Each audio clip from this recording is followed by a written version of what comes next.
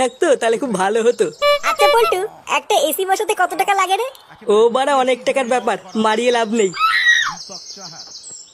কিরে বাড়া, কিসব এসি মেসি নিয়ে কথা বলছিস শুনলাম?